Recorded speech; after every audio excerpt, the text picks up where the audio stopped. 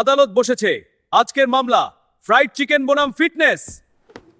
মাননীয় বিচারক, এই মচমচে অভিযুক্ত শরীরে চর্বির পাহাড় বানাচ্ছে।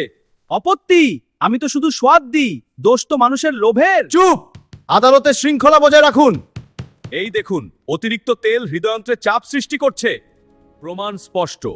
অভিযুক্ত কি বলবে? মাননীয় বিচারক, সবাই তো আমাকে ভালোবেসেই খায়।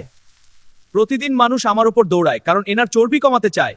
দেখেছো কত ক্ষতি করছে? হ্যাঁ, বাইরে ক্রিস্পি, ভেতরে বিপদ।